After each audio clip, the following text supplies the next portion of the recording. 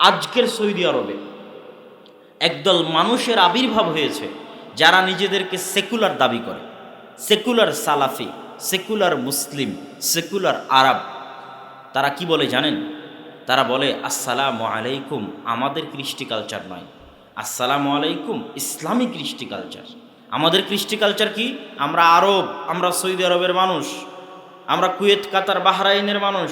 আমাদের কৃষ্টি কালচার হচ্ছে সাবাহ আল খায়ের, সাবাহ আন নূর, গুড মর্নিং, গুড ইভিনিং, এই বলে সুস্বাগতম জানানো আরবি ভাষায়, এটা আমাদের নিজস্ব কৃষ্টি কালচার। আর আসসালামু আলাইকুম ওয়া রাহমাতুল্লাহ, এটা মুহাম্মদ সাল্লাল্লাহু আলাইহি ওয়াসাল্লাম ইসলাম থেকে আমদানি করেছেন, আমাদের নিজস্ব নয়। নাউজুবিল্লাহ। এই ধরনের মুসলমানের উদ্ভব হচ্ছে সৌদিতে, সেকুলার মুসলিম। কেন? আল্লাহ রাসূলের আবির্ভাবের আগে আবু জাহাল, আবু লাহাব, তারা তো সাবাহ আল খায়ের, সাবাহ আন নূর বলেই স্বাগতম জানাতো মানুষকে। আল্লাহ রাসূলই তো শিখিয়েছেন আসসালামু আলাইকুম। ওই ধরনের কিছু সেকুলার নামধারী মুসলিম বাংলাদেশও আছে যারা বলে পহেলা বৈশাখ আমাদের কৃষ্টি কালচার, ইসলাম আমি মসজিদে মানব, আর মসজিদ থেকে বের হওয়ার পরে পহেলা বৈশাখও পালন করব। এরা নাম কাওয়াস্তে মুসলিম, এরা এখনো পরিপূর্ণ মুসলমান হতে পারেনি। তাহলে এতক্ষণ পর্যন্ত আমি আপনাকে বুঝাতে চাচ্ছি যে সমাজ আছে পৃথিবীতে, সামাজিক রীতিনীতি আছে, আর ইসলামের নিজস্ব সামাজিক রীতিনীতি আছে। এবার তার বিপরীতে বস্তুবাদী সমাজ ব্যবস্থা, যেটা বর্তমান পৃথিবীতে প্রচলিত, পাশ্চাত্য সমাজ ব্যবস্থাকে আমি বলেছি বস্তুবাদী সমাজ ব্যবস্থা। বস্তুবাদ মানে কি? যে জিনিস চোখে দেখা যায় সেটাকে বলা হয় বস্তু, আর যে জিনিস চোখে দেখা যায় না সেটা অদৃশ্য, সেটা বস্তু নয়। তাহলে কি বস্তু? টাকা পয়সা বস্তু, বাড়ি গাড়ি বস্তু, ধন দৌলত বস্তু, জমি জায়গা বস্তু। কি বস্তু নয়? মান সম্মান, মর্যাদা, ভালোবাসা, নেকি, গুনাহ, ঘৃণা, এগুলো বস্তু নয়, এগুলো চোখে দেখা যায় না, এগুলো অদৃশ্য। বস্তুবাদী সমাজ ব্যবস্থা আমাদের সমাজকে ধ্বংস করে দিচ্ছে। বস্তুবাদী সমাজ ব্যবস্থার মূল থিম হচ্ছে টাকা। বৃদ্ধ বয়সে বাপ মাকে কেন দেখবো? বাপ মাকে দেখলে টাকা আরও খরচ হয়, টাকা পাওয়া যায় না। বৃদ্ধ বয়সে বাপ মায়ের পিছনে টাকা খরচ করলে টাকা পাওয়া যায় না, আরও খরচ হয়। কথা বলেন, কি হয়? আরও খরচ হয়। তো বস্তুবাদী সমাজ ব্যবস্থা চলে টাকার উপর। বাপ মায়ের খেদমত করলে যদি টাকা না পাওয়া যায়, আরও খরচ হয়, তাহলে কেন করব? এই জন্য বস্তুবাদী সমাজে, পাশ্চাত্য সমাজে বাপ মাকে যুবক বয়সে নিজের জন্য ইন্স্যুরেন্স ওপেন করতে হয়। সরকারকে টাকা দিয়ে নিজের নামে ইন্স্যুরেন্স ওপেন করে রাখলে বার্ধক্য বয়সে যখন ছেলে মেয়ে দেখবে না, সবাই জানে তার ছেলে মেয়ে দেখবে না, তখন সরকার বৃদ্ধাশ্রমের মাধ্যমে, সরকারি বৃদ্ধাশ্রমে আপনার সিট বুকিং হবে, আপনি সেখানে যাবেন, মরা পর্যন্ত সরকার বেতনভুক্ত কর্মচারী দিয়ে আপনাকে খাওয়াবে। এর নাম হচ্ছে বস্তুবাদী সমাজ ব্যবস্থা, যেখানে মানুষ সকল কিছু করে শুধু টাকার জন্য, বাহ্যিক কিছুর জন্য, অদৃশ্য কিছুর জন্য মানুষ কিছু করতে চায় না। আজকের সমাজে বাপ মায়ের অবস্থা আমাদের যুবকদের কাছে, আমাদের সন্তান সন্ততিদের কাছে কাছাকাছি ওই রকমই। এবং আমাদের বাপ মায়েরাও নিজেদের ব্যক্তিত্ব ভারাত্ব ধরে রাখতে পারেনি, অথচ ইসলামী সমাজ ব্যবস্থায় পিতামাতার অবস্থান কত উঁচুতে। সেই উঁচুর হাদিসগুলো আমি আপনাকে এক এক করে বলবো, শুধু একটা করে আগে উদাহরণ দিয়ে যাই। এটা হচ্ছে বস্তুবাদী সমাজ ব্যবস্থায় পিতামাতার অবস্থান, ইসলামী সমাজ ব্যবস্থায় পিতামাতার অবস্থান কি বলবো। দ্বিতীয়ত, বস্তুবাদী সমাজ ব্যবস্থায় মা বোনদের অবস্থান কি? বস্তুবাদী সমাজ ব্যবস্থায় মা বোনদের অবস্থান হচ্ছে প্রোডাক্ট, পণ্য। প্রোডাক্ট, পণ্য মানে আপনাদের বিরামপুর বাজারে উট, গরু, ছাগল বিক্রি হয়, ধান, চাল, গম বিক্রি হয়। তো উট, গরু, ছাগল, ধান, চাল, গম বাজারে টাকা দিয়ে কিনতে পাওয়া যায়। প্রত্যেক যে জিনিসকে দরদাম করে বাজার থেকে কিনতে পাওয়া যায় তাকে বলা হয় পণ্য। আজকের বস্তুবাদী সমাজ ব্যবস্থায় আমাদের মা এবং বোনেরা পণ্য, প্রোডাক্ট। তারা শুধুমাত্র তাদের চেহারা বিক্রি করে কিছু টাকা ইনকাম করবে, এই পর্যন্তই তাদের মূল্য, এই পর্যন্তই তাদের দাম। যদি চেহারা দেখানোর মতো না থাকে, যদি চেহারা দেখানোর মতো সুন্দর না হয়, অথবা যৌবন শেষ হয়ে যায়, সৌন্দর্য শেষ হয়ে যায়, তাহলে ওই মেয়ের বস্তুবাদী সমাজে আর কোনো দাম নাই, ওই মেয়ের জায়গা তখন ডাস্টবিনে। এই হলো বস্তুবাদী সমাজ ব্যবস্থায় মা এবং বোনদের অবস্থান। আমি আরও উদাহরণসহ আপনাদের সামনে পেশ করব। ঠিক এর বিপরীতে ইসলামী সমাজ ব্যবস্থায় মা এবং বোনদের অবস্থানটা কোথায় সেটা আমাকে এবং আপনাকে জানতে হবে। এই দুইটা মৌলিক পয়েন্টের উপর, এই সমাজ ব্যবস্থার উপর আরও বিস্তর আলোচনা করা যাবে, কিন্তু এই দুইটা মৌলিক পয়েন্টের উপর আজকে আপনাদের সামনে আলোচনা হবে। সংক্ষিপ্ত, গুরুত্বপূর্ণ, তথ্যবহুল, দলিল ভিত্তিক আলোচনা ইনশা আল্লাহুল আজিজ। ওমা তৌফিক ইল্লা বিল্লাহিল আলিয়্যিল আযীম। এবার আসেন পিতা মাতার অবস্থান ইসলামে কোথায়। রাসূলুল্লাহ সাল্লাল্লাহু আলাইহি ওয়াসাল্লাম পিতা মাতাকে এবং আল্লাহ সুবহানাহু ওয়া তাআলা পিতা মাতাকে উপরে উঠাতে ইসলামী সমাজে পিতা মাতাকে উপরে উঠাতে সবার উপরে, ইসলামী সমাজ ব্যবস্থায় সকলের উপরে এবং গোটা সৃষ্টি জগতে সকলের উপরে, আল্লাহ সুবহানাহু তাআলার পরে গোটা সৃষ্টি জগতে সকলের উপরে আল্লাহ সুবহানাহু তাআলার পরে স্থান দিয়েছেন। আল্লাহ বলছেন আনিশকুরলি ওয়ালি ওয়ালিদাইক, তুমি আমার শুকরিয়া আদায় করো এবং তোমার পিতা মাতার শুকরিয়া আদায় করো। আল্লাহ নিজের শুকরিয়া আদায়ের পরপরই কার শুকরিয়া আদায় করতে বলেছেন? পিতা মাতার। তাহলে আল্লাহ সরাসরি নিজের পরেই পিতা মাতাকে স্থান দিয়েছেন। ঠিক তেমনি রাসূল সাল্লাল্লাহু আলাইহি ওয়াসাল্লাম বলছেন রিজার রাব্বি ফি রিদাল ওয়ালিদ সাখাতুর রাব্বি ফি সাখাতিল ওয়ালিদ। হে মানুষ, তোমরা কি দেখতে চাও তোমাদের প্রতিপালক সন্তুষ্ট কিনা, তোমার উপর খুশি কিনা? দেখো তোমার পিতা তোমার উপর সন্তুষ্ট কিনা, তোমার পিতা তোমার উপর খুশি কিনা। যদি তোমার পিতা তোমার উপর সন্তুষ্ট হয়, জেনে নাও তোমার পিতার সন্তুষ্টিতে তোমার প্রতিপালকের সন্তুষ্টি। দেখো তোমার পিতা তোমার উপর অসন্তুষ্ট কিনা। যদি দেখো তোমার পিতা তোমার উপর নাখোশ এবং অসন্তুষ্ট, তাহলে তোমার পিতার অসন্তুষ্টিতে তোমার প্রতিপালকের অসন্তুষ্টি, তোমার রবের অসন্তুষ্টি। আল্লাহ সুবহানাহু তাআলা পিতা মাতাকে স্থান দিতে দিতে দিতে দিতে সরাসরি তার পরে স্থান দিয়েছেন। পিতামাতা সন্তুষ্ট তো আল্লাহ সুবহানাহু তাআলা সন্তুষ্ট, পিতামাতা অসন্তুষ্ট তো আল্লাহ সুবহানাহু তাআলা অসন্তুষ্ট। আমাদের রব দুইজন, একজন হচ্ছেন হাকিকি প্রকৃত রব, তিনি রব্বুল আলামিন আল্লাহ সুবহানাহু তাআলা, আর আরেকজন হচ্ছেন মাজাজি রব, যিনি আসলে আল্লাহর পরে আল্লাহর পক্ষ থেকে আমাদের লালন পালনের দায়িত্ব নিয়েছেন। তারা হচ্ছে আমাদের পিতামাতা। এই জন্য দোয়ার মধ্যে দুই জায়গাতে রব শব্দের ব্যবহার হয়েছে, রব্বির হামহুমা কামা রব্বায়ানি সগীরা। দুটোই রব। রব্বির হামহুমা, হে প্রকৃত প্রতিপালক, আসল প্রতিপালক, রব্বি হে আসল প্রতিপালক, দয়া করেন কাদের উপর? রব্বির হামহুমা, ওই দুইজনের উপর, কামা রব্বায়ানি, তাদের ক্ষেত্রেও রব বলা হয়েছে। কামা রব্বায়ানি, যারা আপনার পক্ষ থেকে আপনার প্রতিনিধিত্ব করে আমাদেরকে লালন পালন করেছে, ওই পিতামাতার উপর রহম করুন। তারাও এক প্রকারের রব, আপনার প্রতিনিধি হয়ে রবের দায়িত্ব পালন করেছে। মাজাজি রব আমাদের লালন পালনের দায়িত্ব পালন করেছে। আর প্রকৃত হাকিকি রব আপনি। অতএব হে প্রকৃত রব, আপনি যারা আপনার পক্ষ থেকে আমাদের লালন পালনের দায়িত্ব পালন করেছে তাদের উপর দয়া করেন। সম্মানিত উপস্থিতি, রাসূল সাল্লাল্লাহু আলাইহি ওয়াসাল্লাম পিতামাতাকে স্থান দিতে দিতে কোথায় নিয়ে গেছেন? পৃথিবীর মানুষ যে যত বড় গুনাহ করুক না কেন, 3 থেকে 4টা হাদিস এইরকম আছে যে একজন সাহাবী আল্লাহ রাসূলকে বললেন, আল্লাহ রাসূল আযনাবতু যামবান কাবীরা, অনেক বড় অপরাধ করে ফেলেছি। আরেকজন স্বীকার করলেন যে তিনি হত্যার মতো অপরাধ করেছেন, আরেকজন স্বীকার করলেন তিনি জেনার মতো অপরাধ করেছেন।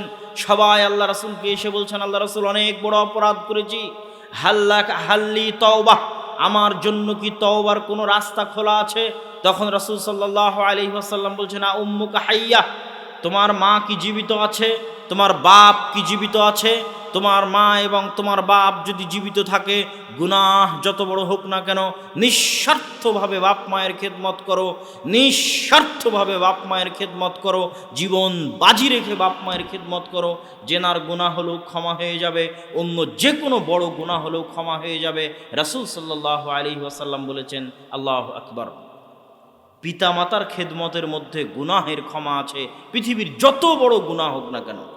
রাসূল সাল্লাল্লাহু আলাইহি ওয়াসাল্লামের নিকটে এসে একজন ব্যক্তি বলল, আল্লাহ রাসূল উরিদান উজাহিদ মা'আক ফি সাবিলিল্লাহ, হে আল্লাহর রাসূল, আমি আপনার সাথে যুদ্ধ করতে চাই, আমি আপনার সাথে যুদ্ধ করে জিহাদে অংশগ্রহণ করতে চাই, ইবতিগাআন লিরিদাল্লাহ, আল্লাহ সুবহানাহু ওয়া তাআলার সন্তুষ্টি অর্জনের জন্য। রাসূল সাল্লাল্লাহু আলাইহি ওয়াসাল্লাম বলেন, আ উম্মুকা হাইয়া, তোমার মা কি জীবিত আছে? লোকটি বলল, যুবকটি বলল, হ্যাঁ আল্লাহ রাসূল, আমার মা জীবিত আছে। বললেন ফাবার রাহা, তোমার মায়ের সেবা করো, তোমার মায়ের খেদমত করো। লোকটি পুনরায় বলল, আল্লাহ রাসূল, আমি আপনার সাথে জিহাদে অংশগ্রহণ করতে চাই। আল্লাহ রাসূল বললেন, তোমার মা কি জীবিত আছে? তখন যুবকটি বলল, হ্যাঁ আল্লাহ রাসূল, আমার মা জীবিত আছে। আল্লাহ রাসূল বললেন ফাবার রাহা, তুমি ফিরে গিয়ে তোমার মায়ের সেবা করো। তৃতীয়বারের মতো লোকটি বলল, আল্লাহ রাসূল, আমি আপনার সাথে জিহাদে অংশগ্রহণ করে যুদ্ধে শরীক হতে চাই। তখন রাসূল সাল্লাল্লাহু আলাইহি ওয়াসাল্লাম বললেন, তোমার মা কি জীবিত আছে? তোমার ধ্বংস হোক, তোমার নাক ধুলোয় ধূসরিত হোক। যদি তোমার মা জীবিত থাকে, তোমার মায়ের খেদমত করো, তোমার জান্নাত তোমার মায়ের পায়ের নিচে রয়েছে। আল্লাহু আকবার। পিতামাতার খেদমতের একটা নমুনা আপনাদেরকে দেখাই। পিতামাতার সেবার দুইটা নমুনা, একটা নয় দুইটা নমুনা দেখে এই পয়েন্টের বক্তব্য শেষ করব। আপনারা জানেন বিশাল লম্বা হাদিস, বানু ইসরাইলের সময়ের 3 জন ব্যক্তি এরকম ঝড় বৃষ্টির দিন পাহাড়ের গুহায় আশ্রয় নিলে গুহার মুখে পাথর এসে পড়ে যায়। তখন একজন বলে, উনজুরু ইলা আমালিকুম, এই তোমরা 3 জন সবাই নিজ নিজ আমল দেখো তো, কোন আমলটাকে আল্লাহর সন্তুষ্টির জন্য করেছিলা, সে আমলের ওসিলা দিয়ে আল্লাহর কাছে দোয়া চাও। তখন প্রথমজন বলল, আমার একটা আমল আছে। কি সে আমল? আমি প্রতিদিন যখন গরু ছাগল চড়িয়ে নিয়ে বাসায় আসতাম, আমার ছোট ছোট বাচ্চা আছে, কিন্তু ইন্নি আকরাহু, আমি অপছন্দ করতাম যে দুধ দহন করার পর, হালাবতু, দুধ দহন করার পর আমার ছোট বাচ্চাদের আগে খেতে দিব, আমার স্ত্রীদের আগে খেতে দিব, এটা অপছন্দ করতাম। আগে নিজের বাপ মাকে খেতে দিতাম, কিন্তু হঠাৎ একদিন কোনো কারণে দেরি হওয়ায় এসে দেখি যে কদ নামা ওয়ালিদাইয়া, আমার পিতামাতা ঘুমিয়ে গেছেন, জাগ্রত অবস্থায় নেই, জাগ্রত অবস্থায় নেই, ঘুমিয়ে গেছেন। ওয়াতাদাওগা আনি সাবিয়াতি ইনদা রিজলি, আর আমার ছোট ছোট বাচ্চা আমার পায়ের আশেপাশে কান্নাকাটি করতেছে দুধ নেওয়ার জন্য, আর আমি দুধ দহন করে দুধের পাত্র হাতে দাঁড়িয়ে আছি। আমি অপছন্দ করলাম যে আমার ঘুমন্ত পিতামাতাকে ঘুম থেকে ডাকবো, আবার এটাও অপছন্দ করলাম যে প্রতিদিন পিতামাতাকে আগে দুধ দেই, আজকে পিতামাতাকে বাদ দিয়ে কেমনে সন্তান সন্ততিকে দুধ দেই। এই দ্বিধাদ্বন্দ্বে রাত পার হয়ে গেল, সকাল হলো। পিতামাতা যখন ঘুম থেকে উঠলেন, তখন আমি তাদেরকে প্রথম দুধ পান করলাম। আর হাদিসের বাক্য আছে, ওয়ালাম ইয়াজাল দাবি ওয়া দাবুহুম, এইভাবেই আমার বাচ্চারা কাঁদতে থাকলো, আর এইভাবেই আমি দাঁড়িয়ে থাকলাম। সকাল হয়ে গেল, কিন্তু আমি আমার বাচ্চাদেরকে দুধ দেইনি। পিতামাতার সম্মানের প্রতি, পিতামাতার শ্রদ্ধার প্রতি, পিতামাতার সম্মান মর্যাদা এবং শ্রদ্ধা রক্ষা করতে গিয়ে এই যে স্যাক্রিফাইসটা আল্লাহ আমি করেছি, এই যে আত্মোৎসর্গটা আমি করেছি, আমার সন্তান সন্ততির কষ্ট চোখের সামনে দেখার পরও, আমার স্ত্রীর কষ্ট চোখের সামনে দেখার পরও শুধু পিতামাতার ভালোবাসায়, পিতামাতার সম্মানে, পিতামাতার শ্রদ্ধায় এই যে আমলটা করেছি, এটা যদি আপনার সন্তুষ্টির জন্য হয়ে থাকে, আজ এই মহা বিপদের দিনে এই গুহার মুখ থেকে পাথরটা একটু সরিয়ে দিন। বলা কথা শেষ হওয়ার আগে আল্লাহ সুবহানাহু ওয়া তাআলা গুহার মুখ থেকে পাথর সরিয়ে দিয়েছেন। আল্লাহু আকবার। কিন্তু পিতামাতার সেবার অবস্থাটা দেখেন, এই অবস্থাটা আমাকে ব্যাখ্যা করে বলে বোঝানোর প্রয়োজন নাই যে কোন লেভেলের সম্মান থাকলে, কোন লেভেলের আনুগত্য থাকলে, কোন লেভেলের শ্রদ্ধা থাকলে একজন সন্তান তার পিতামাতার সাথে এই ধরনের ব্যবহার করতে পারে, এই ধরনের আচরণ করতে পারে।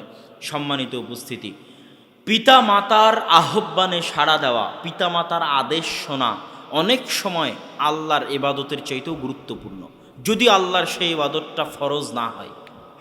কথাটা আবার শুনুন, পিতামাতার ডাকে সাড়া দেওয়া, পিতামাতার আনুগত্য করা আল্লাহর ইবাদতের চাইতে জরুরি, যদি আল্লাহর ইবাদতটা ফরজ না হয়, আল্লাহর ইবাদতের চাইতে জরুরি।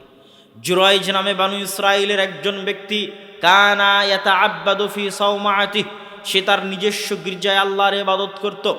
একদিন জুরাইজের মা তাকে ডাক দিয়ে বসলো, ওয়াসাদাফাতহুস সালাহ, যেই সময় জুরাইজের মা জুরাইজকে ডাক দিয়েছে, ওই সময় জুরাইজ সালাতের মধ্যে আছে, নামাজের মধ্যে আছে। তখন জুরাইজ বলছে, কি করব? সালাত না মায়ের ডাক, নামাজ না মায়ের আহ্বান, নামাজ না মায়ের আদেশ, কি করব ভাবতে ভাবতে জুরাইজ ইখতার সালাহ, সালাতকে বেছে নিল, যে না আগে সালাতই আদায় করি, আগে আল্লাহরই ইবাদত করি, পরে মায়ের আহ্বানে সাড়া দিব।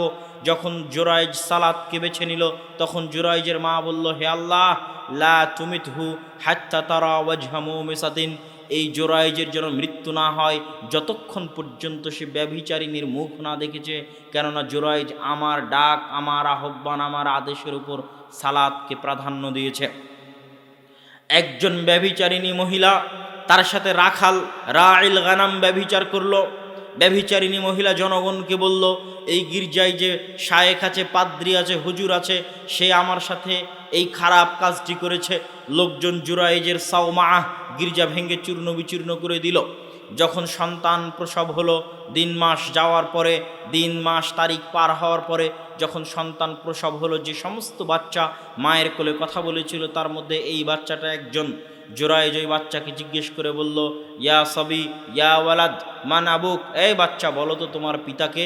তখন বাচ্চা মায়ের কোল থেকে কথা বলে উঠল যে অমুক রাইল গানাম, অমুক রাখাল আসলে আমার পিতা। জনগণ বুঝলো যে জুরাইজ নিষ্পাপ, জুরাইজ এই পাপের সাথে জড়িত নয়। কিন্তু কথা হচ্ছে, জুরাইজ যেই যে অপমানের মুখোমুখি হলো, এই যে শাস্তির মুখোমুখি হলো, এই যে কষ্টের মুখোমুখি হলো, এটা তার মায়ের বদদোয়া কাজে লেগেছিল তার জন্য। তার মায়ের কোন বদদোয়া, কিসের জন্য? সে আল্লাহর সালাতকে প্রাধান্য দিয়েছিল মায়ের আহ্বানের উপরে। আল্লাহর সালাতকে যদি নফল সালাত তথা ফরজ নয়, যে আদেশ মানলে আল্লাহ সুবহানাহু ওয়া তাআলার গুনাহ হবে না, ওই রকম প্রত্যেক আদেশ মানাটা আল্লাহ সুবহানাহু ওয়া তাআলার নফল ইবাদতের চাইতেও বেশি গুরুত্বপূর্ণ, বেশি নেকির কাজ। তথা 50,000 টাকা দান করলে যা নেকি হবে, 1 লক্ষ টাকা দান করলে যা নেকি হবে, বাপ মায়ের একটা আদেশ শুনলে তার চেয়ে বেশি নেকি হবে, হবেই হবে। 50 ওয়াক্ত সালাত, তারাবির সালাত, তাহাজ্জুদের সালাত আদায় করলে যা নেকি হবে, এবং অতিরিক্ত নফল সালাত আদায় করলে যা নেকি হবে। পিতামাতার একটা আদেশ, যে আদেশ শুনলে আল্লাহর অমান্য হবে না, আল্লাহর গুনাহ হবে না, এরকম যে কোনো আদেশ মেনে নিলে তার চেয়ে বেশি নেকি হবে যদি আল্লাহর সন্তুষ্টির জন্য মেনে নেয়। এভাবেই ইসলামে পিতামাতার অবস্থান নির্ধারণ করা আছে, এভাবেই ইসলামে পিতামাতার জায়গা নির্ধারণ করা আছে, যেটা বস্তুবাদী সমাজ ব্যবস্থার সাথে আকাশ ও জমিন পার্থক্য। বস্তুবাদী সমাজ ব্যবস্থায় সন্তানের বয়স যে 18 বছর হয়, সন্তান বাপের বিরুদ্ধে কেস করতে পারবে। ইউরোপ আমেরিকার প্রতিটা দেশে অসংখ্য মুসলিম ফ্যামিলি একটাই প্রবলেম ফেস করে, যে আমার সন্তান তো 18 বছর বয়সের পর আমার কথা শুনবে না।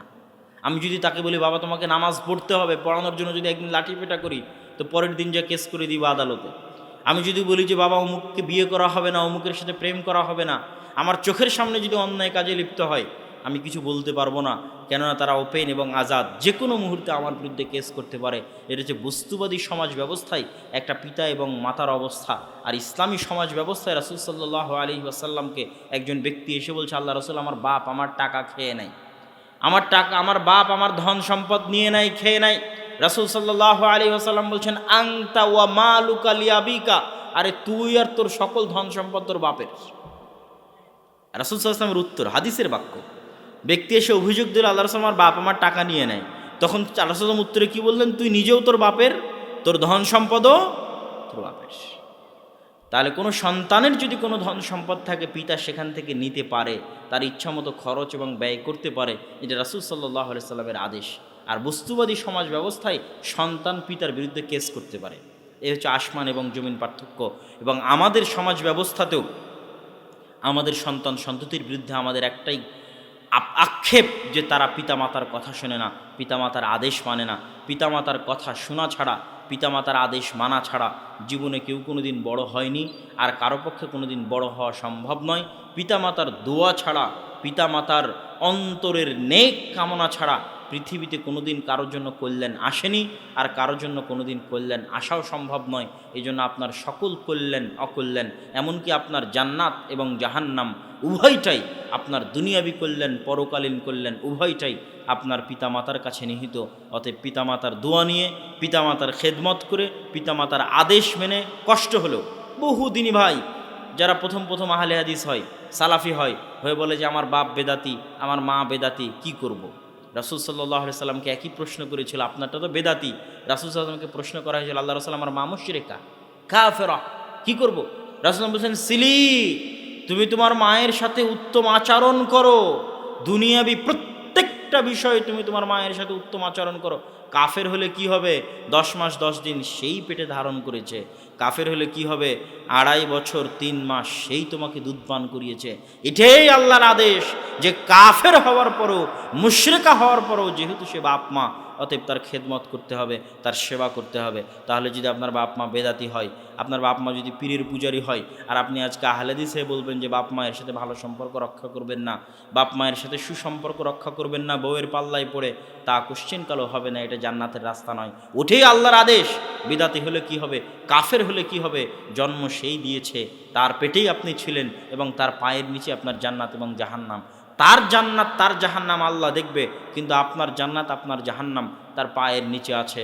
যতক্ষণ না তার কোনো আদেশ আল্লাহর বিরুদ্ধে না গেছে, আল্লাহ রসুলের বিরুদ্ধে না গেছে, ততক্ষণ পিতামাতার আনুগত্য করতেই হবে। তিতা লাগলেও, মিঠা লাগলেও, স্ত্রী স্বীকার করলেও, স্ত্রী স্বীকার না করলেও, আর পিতামাতার দোয়া থাকলে আপনার ধন সম্পদ, পরিবার পরিজন, সন্তান সন্ততি সকল কিছুতে বরকত হবে।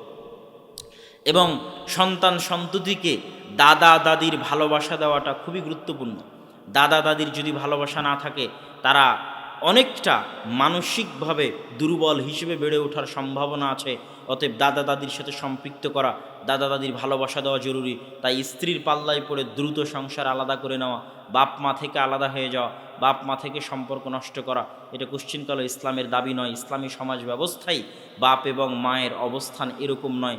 বাপ এবং মায়ের অবস্থান কীরকম, কত উঁচুতে, কত মহান ইসলামী সমাজে হতে পারে, সেটার সামান্য কিছু নিদর্শন আপনাদের সামনে আলোচনায় পেশ করেছি। এবার আলোচনার দ্বিতীয় পর্ব, ইসলামী সমাজে মা এবং বোনদের অবস্থান কোথায়। সমাজ মানে তো তারাই, সমাজের একটা বড় অংশ বাপ মা, সমাজের একটা বড় অংশ স্ত্রী কন্যা, আর সমাজের আর একটা বড় অংশ যুবক, এই মিলেই তো সমাজ। তো এই তিনটারই কার্যক্রম কি হবে, এটাই আসলে বড় ভূমিকা রাখে ইসলামী সমাজ ব্যবস্থাপনায়। তাহলে মা বোনদের অবস্থা কি হবে? মা বোনদেরকে আজকে বস্তুবাদী প্যান্ডেলে উপস্থিত হয়েছে, আপনি বাহ্যিকভাবে তাদের গায়ে বোরখা দেখছেন, বাহ্যিকভাবে তাদের মাথায় হিজাব দেখছেন, কিন্তু আল্লাহর কসম করে আপনাকে বলছি, আজকে মানুষের বাড়িতে বাড়িতে, ঘরে ঘরে এমন ফিতনা প্রবেশ করেছে, এই ফিতনার নাম হচ্ছে মোবাইল। এই বোরখা পরা মেয়েরাই, আমার মায়েরা, আমার বোনেরা, এরাই, এই বোরখা পরে যে সমস্ত মেয়েরা আসছে, আপনাদের কন্যারাই, আপনাদের মেয়েরাই, আমাদের মেয়েরাই, আমাদের কন্যারাই, আমাদের বোনেরাই, এরাই ঘরে ফিরে গিয়ে এরাই ভিডিও করে টিকটক এবং ফেসবুক রিল সহ আরও বিভিন্ন ওয়েবসাইটে আপলোড দেবে 2-4টা ভিউয়ের জন্য। এবং তারা যে নিজেদেরকে প্রোডাক্ট বানিয়েছে, পণ্য, বাজারে বিক্রিযোগ্য পণ্য, বাজারে বিক্রিযোগ্য পণ্য, তার একটা জ্বলন্ত উদাহরণ হচ্ছে ফেসবুকের রিল আর এই টিকটক। এই টিকটক ভিডিওতে একটা মেয়ে যদি দেখে আর একটা মেয়ের তার চেয়ে বেশি ভিউ, 10,000, 5,000, 1 লাখ ভিউ, তাহলে আর একটা মেয়ে 2টা ভিউয়ের জন্য, 2টা লাইকের জন্য কাপড় খুলতে খুলতে উলঙ্গ পর্যন্ত হয়ে যাবে। আমাদেরই মা এবং আমাদেরই বোনেরা। তাহলে সে নিজেকে কত নিচে নামিয়েছে যে তার দাম 2টা লাইক, তার দাম 2টা ভিউ, বাস এই পর্যন্তই তার শরীরের দাম। এই 2টা লাইকের জন্য, ভিউয়ের জন্য সে তার শরীরকে বাজারে নিলামে বিক্রি করতে রাজি আছে। নাউজুবিল্লাহ। তাহলে কোথায় নেমে গেছে আমাদের বস্তুবাদী সমাজ ব্যবস্থা? আমাদের মা এবং বোনদেরকে কোন লেভেলের বাজারে বিক্রিযোগ্য পণ্য বানিয়েছে।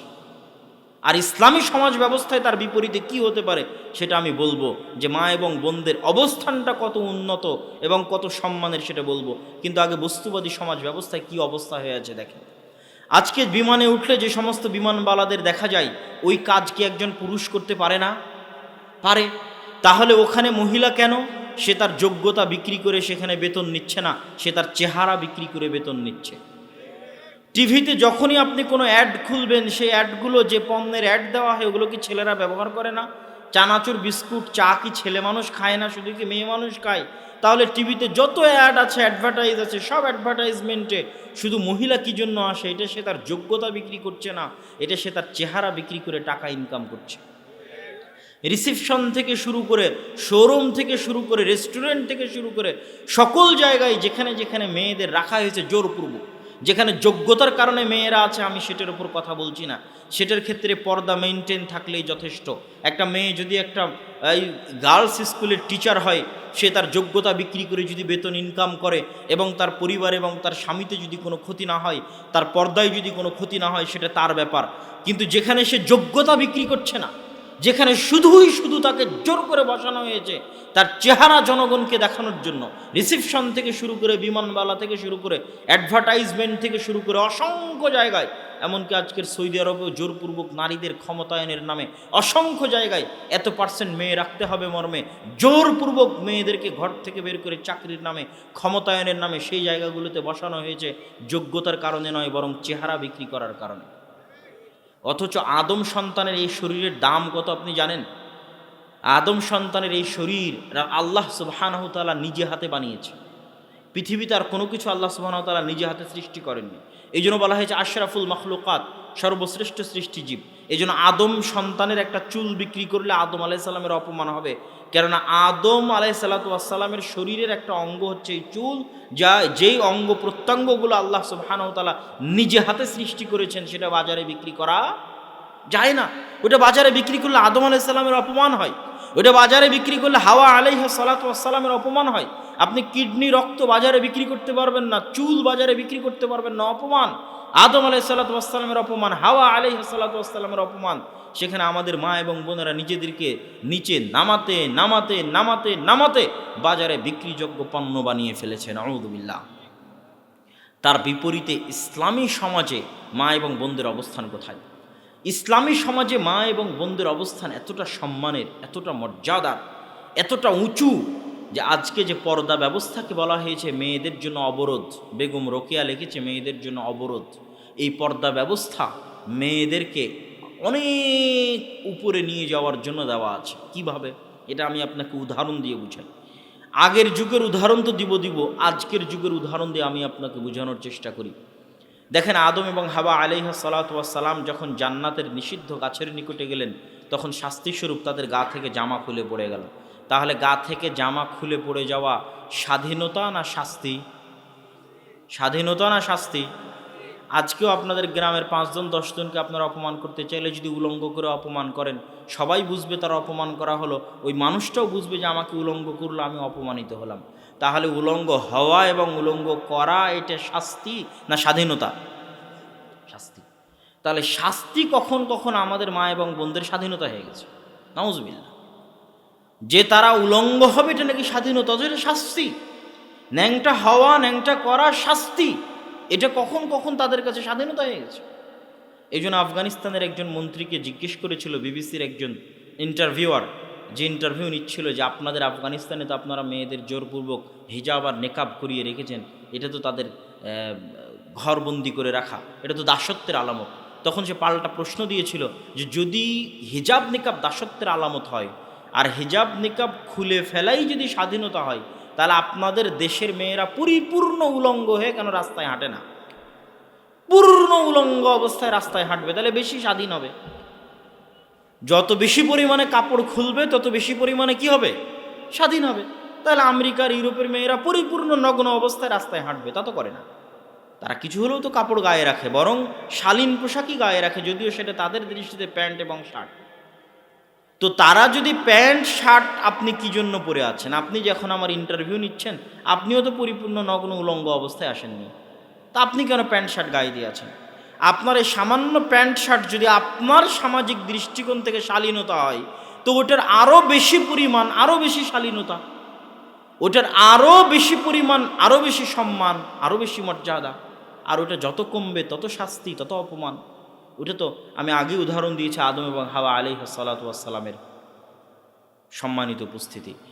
তো এইটা যে সম্মান, পর্দা যে সম্মান, যে পরিবার যত উন্নত, যে পরিবার যত ধনী, যে পরিবার যত স্বাধীন, যে মেয়ে যত স্বাধীন, যে মেয়ে যত উঁচু বংশের, যে মেয়ে যত উন্নত পরিবারের, যে মেয়ে যত উন্নত বংশের, ধনী বংশের, টাকা পয়সাওয়ালা বংশের, সম্ভ্রান্ত বংশের, ওই মেয়ের পর্দার ব্যবস্থা তত উন্নত, জনগণ থেকে তত আড়ালে, জনগণ থেকে তত অদৃশ্য, তত দামি, তত মূল্যবান।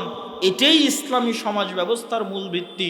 এই জন্য ইসলামী সমাজ ব্যবস্থায় দাসীদের ক্ষেত্রে পর্দার কড়াকড়ি নেই, বরং পর্দা যে স্বাধীন সে করতে পারে, এটা স্বাধীনতার আলামত পর্দা করাটা। আমি বলেছিলাম আগের উদাহরণ তো থাকবেই, বর্তমান যুগের উদাহরণ নেন।